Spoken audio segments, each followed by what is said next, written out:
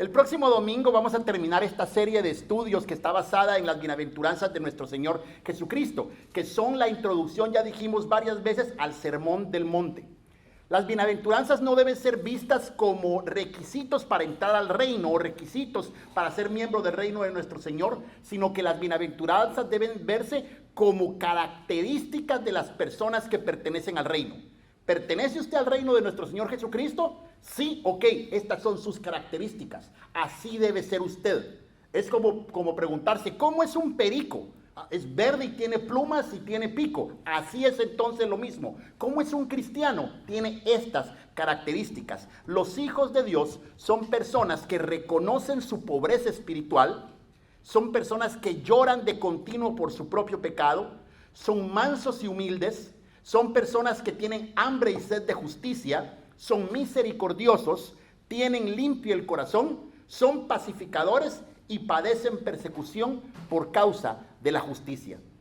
El día de hoy vamos a ver esta séptima bienaventuranza, así que por favor únanse conmigo para leer al unísono el verso que nos entretiene en esta mañana. Leamos juntos. Bienaventurados los pacificadores, porque ellos serán llamados hijos de Dios. Una vez más, bienaventurados los pacificadores, porque ellos serán llamados hijos de Dios. Oremos. Padre Santo, te damos muchas gracias en esta mañana, porque podemos estar aquí reunidos, confiando y creyendo que la promesa de que tu Espíritu Santo va a ser nuestro Maestro es real el día de hoy y siempre. Gracias porque creemos que Él va a revelar a nuestro corazón y a nuestra mente esas verdades que tú has preparado para nosotros. Y Padre, te pedimos que al salir de aquí nosotros podamos vivir por tu palabra. Y yo, Padre, te ruego que al abrir mi boca pueda hablar con denuedo y valentía el misterio del Evangelio de Cristo Jesús, nuestro Señor y nuestro Salvador. Amén y amén.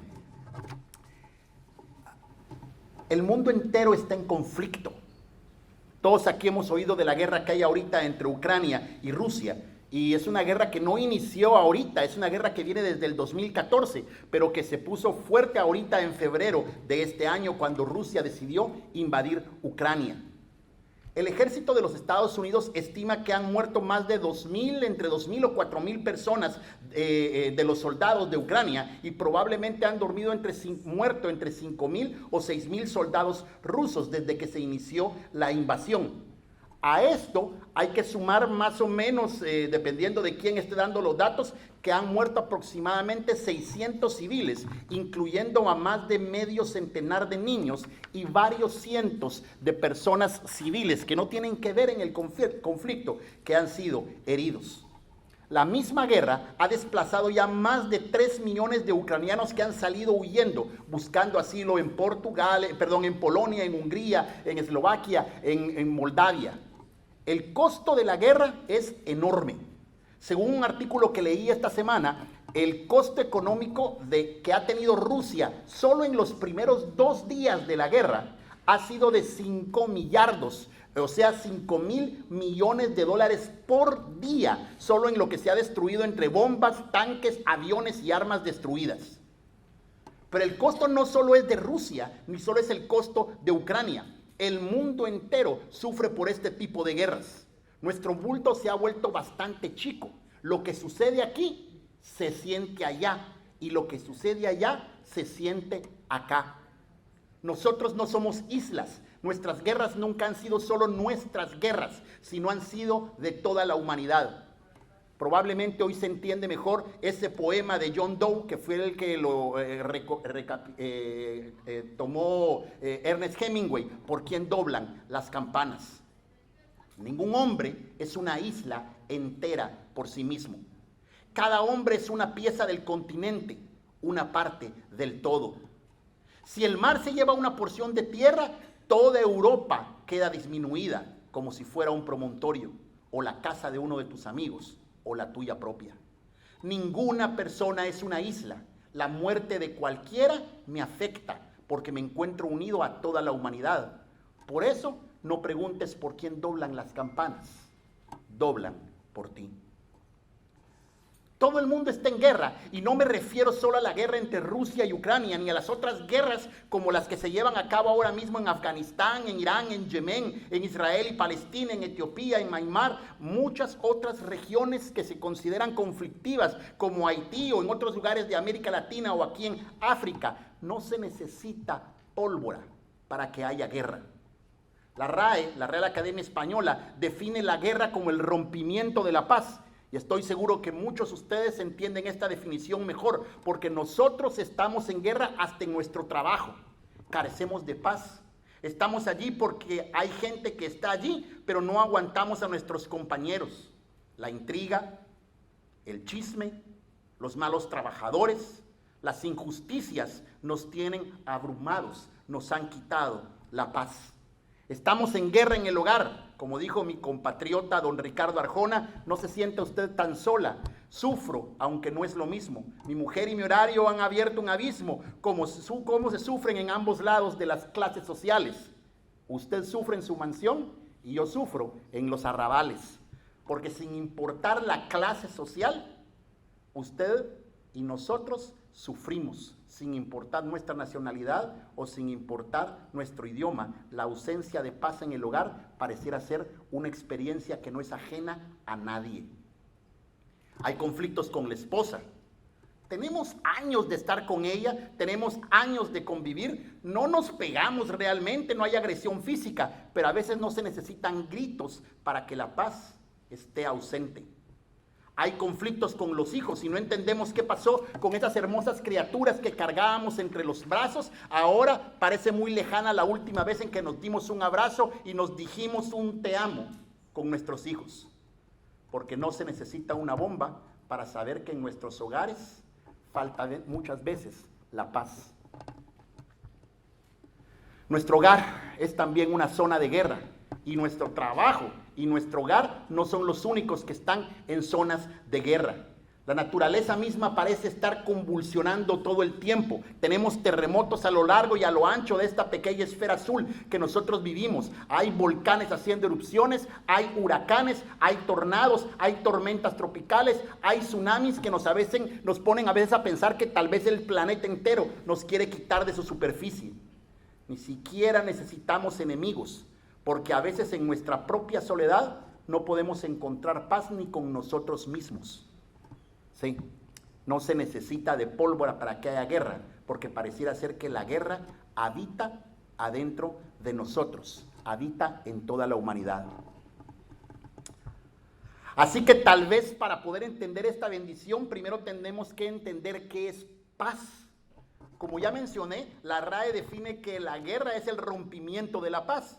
Pero cuando vamos al mismo diccionario e intentamos encontrar una definición de qué es la paz, nos encuentra un montón de definiciones y a veces no estamos contentos con ninguna de ellas. Dice la RAE en una de sus definiciones que la paz es la situación en la que no existe lucha armada. Pero ya vimos que no se necesitan las armas para que haya guerra en medio del hogar, porque a veces las palabras hieren tanto o más que una bofetada. Dice también la RAE que a veces la paz es la relación de armonía entre las personas, sin ningún tipo de enfrentamiento, sin conflicto. Y aunque esta definición suena un poco mejor, aún así sabemos intuitivamente que la falta de paz no solo lo ocasionan las personas. A veces hay problemas adentro de mí, a veces el problema es con el perro del vecino, a veces con la misma naturaleza que se llevó la casa de un pariente. Hay 2 o 3 definiciones más de paz ahí en la RAE y todas van más o menos en el mismo camino. La ausencia de ruido, el estado en que no hay ningún conflicto, cuando no hay ninguna inquietud. Como escribió alguien por allí, solo conozco un lugar en donde todas las casas están bellamente pintadas de blanco, donde todos los jardines están llenos de flores, donde todos los pajaritos cantan por la mañana y allí reina la paz. Los niños no se meten con los niños del vecino. No hay peleas porque alguien dejó la bicicleta tirada frente a la casa de nadie más y nadie se queja porque la cerca del vecino invade nuestro territorio. No hay chismes, no hay peleas. Ese lugar es el cementerio. Tratar de definir la paz ha sido una tarea interesante.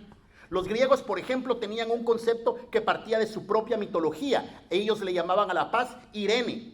Irene era la hija de Zeus y era la diosa que representaba la paz. Las mujeres griegas eran bastante libres para la época. Ellas no eran esclavas. Ellas participaban mucho de la vida activa social, pero estaban destinadas principalmente a las labores del hogar y seguro nunca participaban en la guerra. Eso explicaría en parte por qué la paz era representada por una diosa. Usualmente tenía en una de sus manos una rama de olivo y en la otra tenía el cuerno de la abundancia, porque para ellos no podía haber abundancia si no había paz.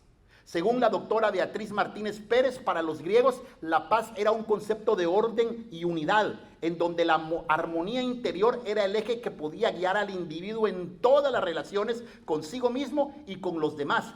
Al fin de cuentas, Irene comprendía una armonía mental, interior y espiritual individual, con sentimientos y conductas tranquilas y sosegadas. Por ello, la búsqueda de la paz al final era realmente una búsqueda de introspección de algo interno, que tenía ideales muy bonitos, pero que al final no se podían alcanzar. Ellos buscaban estar en paz consigo mismo todo el tiempo, y a veces hasta eso es difícil. Para los romanos, la paz era algo más práctico. No le interesaba realmente el interior del individuo. Lo que a ellos les interesaba es que no hubiera guerra. Así que ellos establecieron un sistema de leyes bien claro y bien estricto, que si lo obedecías, ibas a estar en paz. No iba a haber guerra. Pero si desafiabas su sistema, entonces iban a imponer la paz a través de la fuerza. La Pax Romana le interesaba que no hubiera conflicto, que se pudiera gobernar fácilmente, aunque no hubiera igualdad. Por ejemplo, hago la paz a través de la guerra. Para el judío, paz era algo distinto. La palabra que ellos todavía utilizan el día de hoy es shalom. Cuando alguien se encuentra en la calle con alguien, dice shalom. Y cuando alguien le dice shalom, no le está diciendo que estés tranquilo adentro, como sería la idea de la paz en Irene, o que no tengas ningún conflicto, como sería el concepto de la paz romana. Shalom es el estado en donde todo prospera, en donde todo es como se supone que debiera de ser. El concepto es hermoso porque no habla solo de una paz interior ni habla de ausencia de problemas, sino que va aún más allá. Paz en hebreo es bienestar, es el estado en donde te sientes bien, donde estás cómodo, donde estás en armonía contigo mismo, pero también estás en armonía con tu vecino, donde estás en armonía contigo, con tu vecino, pero también con tu medio, también estás en armonía en todo lo que haces y todo lo que pasa a tu alrededor. Todo es como se supone que debiera de ser. Por eso en el Nuevo Testamento, shalom también puede significar liberación, también puede significar salvación, también puede significar preservación.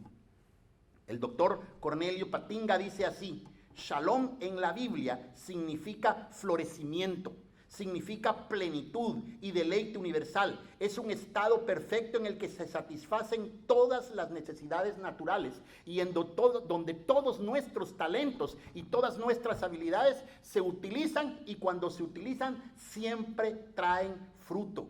Shalom, en otras palabras, es como se supone que todo debería de ser. Y ese concepto es más bonito porque nosotros tenemos una idea clara de cómo debiera ser nuestro hogar. Sabemos cómo es, sabemos cómo debiera ser. Todos tenemos una idea de cómo debiera ser nuestro trabajo. Sabemos cómo es, pero sabemos cómo debiera de ser. Todos nosotros entendemos cómo debiera ser la relación con mis hijos. Sabemos cómo es, pero sabemos cómo debiera de ser. ¿Por qué no todos pueden tener shalom? La Biblia nos explica la razón. La creación en los primeros 2 capítulos, en Génesis 1 y 2, reflejaban ese estado perfecto o de shalom. Al final de cada día de la creación, Dios decía, y vio Dios que era bueno. Una y otra vez Dios repitió cuando Él terminaba sus intervenciones de creación, Dios vio que era bueno. Cuando Él colocó al hombre, a la mujer en medio de la creación, los bendijo así y les dijo, sean fructíferos. No bendijo a uno, no bendijo al otro, los bendijo a los dos juntos y les dijo, sean fructíferos, que no significa solamente hagan plata. Esta bendición vislumbraba un futuro en que el hombre viviría en prosperidad, en armonía, como debe ser en todo sentido. En familia no había competencia para ver quién mandaba. El hombre y la mujer no tenían ropa para cubrir su desnudez, una imagen hermosa de transparencia en todo sentido. Ella no le oculta nada a él no tenía por qué ocultarle nada a ella. No había ningún tipo de vergüenza, porque la vergüenza siempre implica algún problema que tenemos adentro. Los hijos alcanzarían su potencial, literalmente florecerían. La familia sería como se supone debería de ser. Respecto al trabajo, el ser humano se realizaría en su trabajo. Sembraría uvas y nacerían uvas. Sembraría maíz y cosecharía maíz. Habría tecnología y todo lo que el hombre empezara iba a prosperar. Todo sería como se supone que debería de ser. Hasta la naturaleza era bondadosa en esos primeros 2 capítulos del Génesis. Allí no había tormenta, porque la tormenta ya suena a violencia. El concepto era más tranquilo. La Biblia dice que en Génesis la brisa regaba absolutamente todo, porque aún no caía lluvia del cielo. Y para coronar ese estado perfecto de gran bienestar, de armonía, de prosperidad en todo sentido, nos muestra a Dios caminando en medio del huerto de la mano del hombre. El verdadero shalom de Dios, la verdadera paz, se encuentra en esa relación de amistad entre Dios y el hombre. No habían reglas elaboradas más que una sola: no coman de ese árbol. La norma que imperaba en el huerto era la más hermosa, era simplemente comunión entre Dios y el hombre, una relación destinada a crecer, destinada a desarrollarse, a madurar a través del diario caminar entre el hombre y entre Dios, tal como le pasó a Enoc. ¿Recuerdan algunos esa historia que dice que él caminó con él y hasta dice traspasó la muerte? Pasó de largo, como que si nunca hubiera muerto él. Un día agarró la mano de Dios y dijo: sigamos caminando. Lo mismo le pareció a Noé, que dice la Biblia que era un hombre que amaba y que caminaba con Dios. Y también la historia de Abraham, que dice la Biblia que Dios un día lo invitó a que caminara con él, y luego la historia nos cuenta que Abraham era el amigo de Dios. Ese era el estado de la creación en los primeros 2 capítulos del primer libro de la Biblia. Era un perfecto shalom, era una comunión perfecta entre Dios y el hombre, entre el hombre consigo mismo, entre el hombre con sus semejantes, entre el hombre y la naturaleza. Pero de repente todo cambió. El shalom fue roto, la paz fue quebrada. El hombre decidió entrar en batalla contra Dios. Ignorando su consejo, le pareció más sabio seguir su propia opinión de seguir el simple consejo de Dios, que era: no comas de ese árbol. Y la guerra se inició. El hombre se escondió de Dios, sintió vergüenza de su propia condición, entonces tuvo que tejerse un vestido para ocultarse del uno del otro y para ocultarse también de Dios. La mujer y el hombre se rebelaron el uno contra el otro y entonces decidieron. Ella dijo: yo ya no estoy para servirte, y él dijo: yo tampoco estoy aquí para servirte. Y entonces empezaron a pelear y la guerra de los sexos se inició. Así no debía ser el hogar, pero la paz había sido rota. Los hijos se descarriaron, ya no colaboraron el uno con el otro. La enemistad entre ellos creció tanto que el hijo mayor mató al hijo menor. La tragedia se había instalado en el seno del hogar. Esto ya no era el lugar seguro que se supone que debía de ser el hogar. Ahora en el hogar también había dolor y había muerte.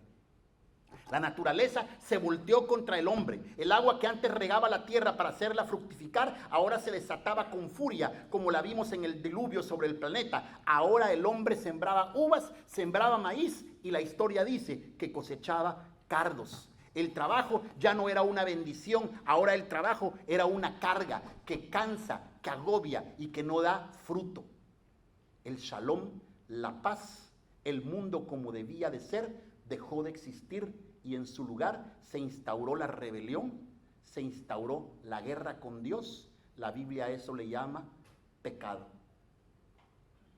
Eso le dice Pablo a los romanos, que nosotros somos enemigos de Dios. Por eso es que estamos como estamos. Por eso es que hay guerras en este mundo. Por eso es que nuestro hogar está como está. Porque en el corazón todos y cada uno de nosotros estamos en rebelión, estamos en guerra con Dios. Pero al mismo tiempo ahí inicia el evangelio, ahí inicia la buena noticia. Porque en medio de la rebelión, cuando éramos enemigos de Dios, fuimos reconciliados con Él por medio de la muerte de su Hijo, dice Romanos 5:10. Antes ya Pablo había dicho, justificados por la fe tenemos paz para con Dios por medio de nuestro Señor Jesucristo. La verdadera paz no arranca por iniciativa de nosotros los seres humanos, sino se funde en el acto soberano de Dios que envió a Jesucristo para hacer la paz entre Dios y los hombres. Si todo el problema de la raza humana se instauró en la rebelión del hombre hacia Dios, la verdadera paz se fraguó en un acto revolucionario, la cruz de Cristo Jesús en el Calvario. A través de su sacrificio, Él nos dio a nosotros salvación. Porque Cristo Jesús mismo es nuestra paz. Y de ambos pueblos hizo uno, dice su palabra, derribando la pared intermedia de separación, poniendo fin a la enemistad en su carne, la ley de los mandamientos expresado en ordenanzas para crear en él mismo de los dos un nuevo hombre, estableciendo así la paz para reconciliar con Dios a los dos en un cuerpo por medio de la cruz, habiendo dado muerte en ella a la enemistad, y vino y anunció paz a ustedes que estaban lejos y paz a los que estaban cerca, porque por medio de Cristo los unos y los otros tenemos nuestra entrada al Padre en un mismo espíritu. Ahora podemos llegar a la conclusión. Dios ha hecho la paz con el ser humano a través de Jesucristo, porque Él es Dios de paz y pide que nuestra vocación sea buscar la paz. Y eso a veces significa renunciar a aquello que nosotros creemos es nuestro derecho, siguiendo el ejemplo de nuestro Señor Jesucristo, que siendo Dios se humilló, se hizo maldición para alcanzar por nosotros la paz. ¿Cuántos conflictos nosotros nos ahorraríamos si tan solo tuviésemos la misma actitud que tuvo Cristo Jesús cuando se entregó en la cruz del Calvario? ¿Cuántos problemas nos evitaríamos en el trabajo, en la calle, conduciendo el carro, en medio de nuestra familia, si tan solo seguimos el ejemplo de Jesús, de que con tal de alcanzar la paz, renunciamos a aquello que pensamos que es nuestro derecho? Por eso Pablo recomienda, si es posible, y en cuanto dependa de nosotros, vivamos en paz con todos. El problema es que muchas veces no queremos renunciar a nuestro derecho. Y por eso, repito, tenemos que hacer lo que Cristo Jesús hizo. Él estaba en la cruz, era Dios, y se quitó toda su comunidad, toda su comodidad, se hizo pequeño para habitar entre nosotros, para alcanzar nuestra paz. Ahora, ya que hemos alcanzado la paz en Cristo Jesús, hay algo más que nosotros tenemos que hacer. Ya dijimos que al principio el problema es que nosotros no podemos vivir en shalom porque en el corazón de los hombres hay guerra, hay enemistad contra Dios. Nuestra vocación debe ser la de ser pacificadores. ¿Y cómo somos pacificadores nosotros? Cuando nosotros comentamos y contamos la historia de que nosotros hemos alcanzado la paz en Cristo Jesús. ¿Cuál es nuestra tarea entonces? Tenemos el ministerio de la reconciliación, dice la Biblia. ¿Y qué significa el ministerio de la reconciliación? Se podrá preguntar usted. Significa contarle a todo el mundo la buena noticia de que antes éramos enemigos, pero ahora por medio de Cristo Jesús hemos llegado a ser sus amigos, y nos ha encargado que anunciemos a todo el mundo esta buena noticia, que por medio de Cristo Jesús Dios perdona los pecados y hace las paces con todos. Cristo nos envió para que hablemos de parte suya, y Dios mismo nos ruega para que nosotros estemos dispuestos a compartir su mensaje. Por eso, de parte de Cristo le pedimos, dice Pablo, hagan las paces con Dios. Cristo nunca pecó, pero Dios lo trató como si fuera pecado para declararnos inocentes por medio de Cristo para terminar la guerra y alcanzar el shalom de Dios. Si usted hoy no se siente en paz todavía dentro de su corazón, probablemente usted necesita reconocer lo que Cristo hizo y entenderlo. Él hizo la paz por mí con Dios. No tengo por qué tener culpa. Yo no puedo pagar por mis pecados. Él ya lo hizo en la cruz. No tengo por qué tener remordimientos porque no puedo solucionarlo. Él sí puede solucionarlo.